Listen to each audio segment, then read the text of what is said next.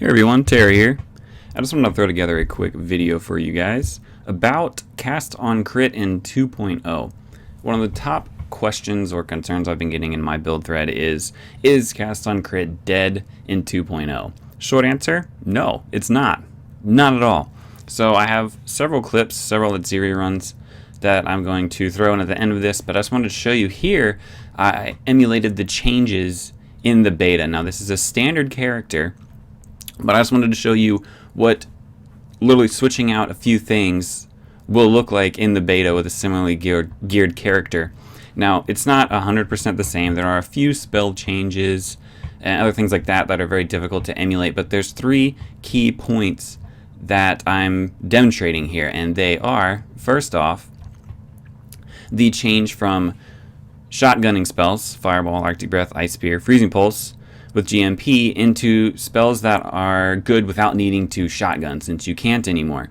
Things like Discharge, Cold Snap, Ice Nova, Ball Lightning, Flame Surge, Arc, Glacial Cascade, and Ethereal Knives. Now there are two main attacks you can also use. Those are Barrage and Kinetic Blast. They both have ups and downs. Barrage is better against single targets. Kinetic Blast is better versus groups. So whatever you really want to do there. I will say, on top of that, there is another build with Kinetic Blast. You can do that. Actually involves Frostwall and Pierce. That's why it's up here. Finally, in the beta, we might actually be running Herald of Ice.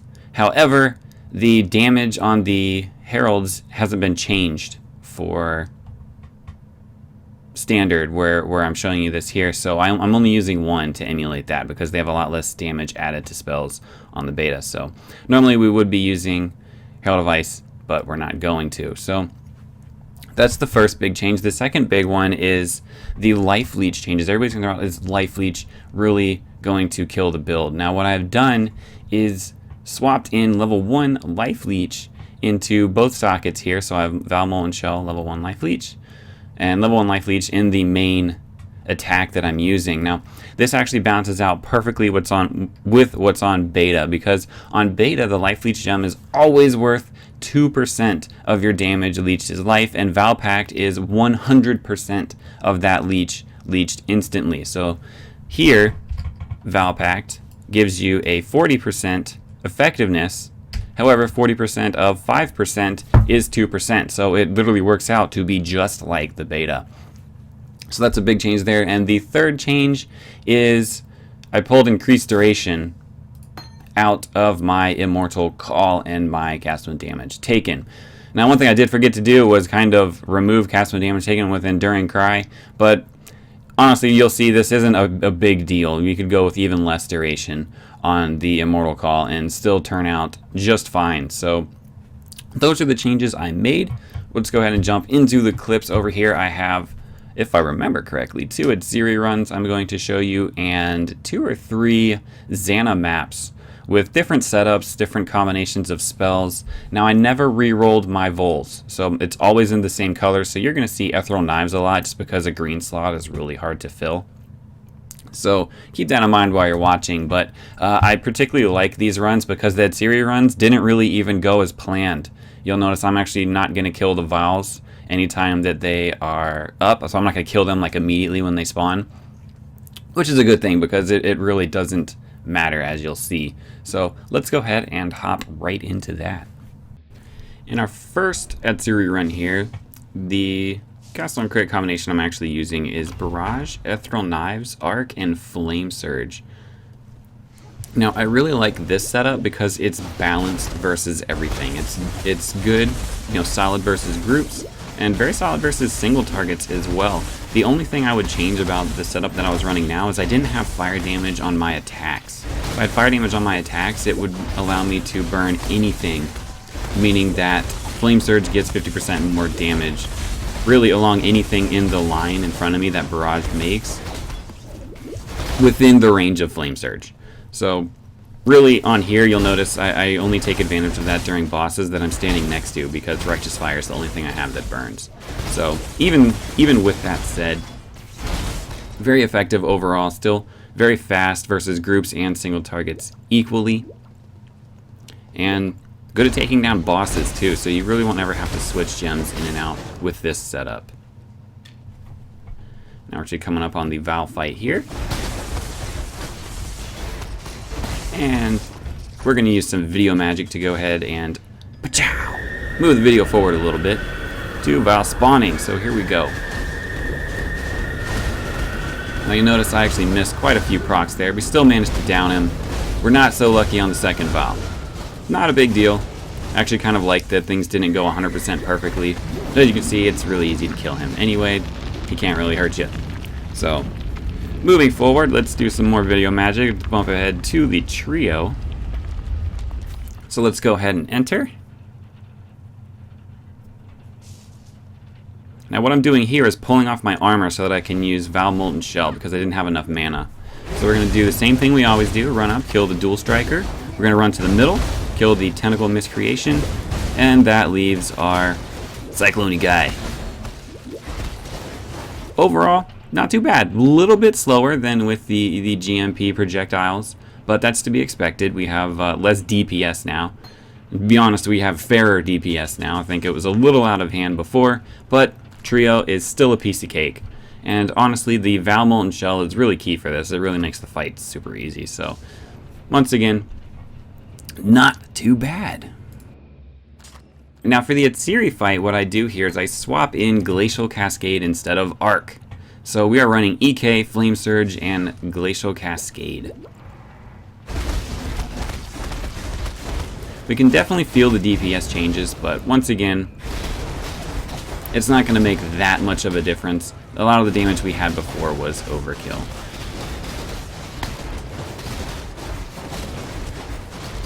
So it's going to run the clock here with all the zombies. In fact, let's just go ahead and speed this up. Now once again, we can make some pretty solid progress on her health bar without too much effort. Now just make sure we're not hitting the mirror here. We'll go to one of the clones, and it takes a little longer to down, so we will have to take a few hits, but that's really only going to matter against Uber Atziri, which I actually don't cover in this video, but I'm sure it can be done. That one went down pretty fast, actually, so it's really kind of just, how many procs are you going to get, man? How many procs? RNGesus, what do you think? We gonna proc this, or are we just going to have to fight it out forever? So let's go ahead and fast forward through some more zombies. I guess, are they zombies? They're like little miscreation guys. I don't know, they're zombies to me. Okay. And run the split phase again. No big deal. Goes down pretty fast. And there you have it. Atziri's down. Not that different, to be honest.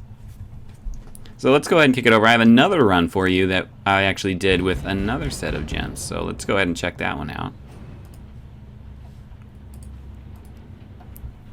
Alright, in this run we are using Barrage, EK, Discharge, Ice Nova. Not in that order. Ice Nova is technically before Discharge. That's just to get more charges going on the first proc. So not a big deal there on the links, but it's something you can do. As you can see, I am using Volta Potion as well. So cut the damage by a little bit if you're not using it. There is a divination card for it, so it should be relatively easy to get your hands on compared to how it was previously. But solid damage overall. I mean, we're already at Vaal here. I think I run back just to kill some more guys. I don't feel like I killed enough to demonstrate the damage here for you, but let's go ahead. We'll go through into Vaal. And once again, let's speed through time. Right. You'll see I did the Vaal Molten Shell trick again, just to get two of them going with Echo, because I didn't have enough mana to cast it without it. Now that Vaal actually cheats. He kind of jumps into the floor immediately, but we take care of him, no problem. Everything's good to go. Let's go ahead. Let's get forward to the trio again. Not much was different there. And here we are. And let's go ahead and enter. Same deal as before. What we're going to do is lift the armor so I have enough mana to cast Vaal Molten Shell and put it back down. Righteous Fire. Run up, we'll kill the Dual Striker. Go to the middle. We're going to kill the Tentacle Miscreation, who's being really stubborn. And then we're going to kill the Cycloner. Once again, really easy. piece of cake. Not really too much different there. You know, if you could do it before, you'll be able to do it now. So let's go ahead. Let's skip forward again.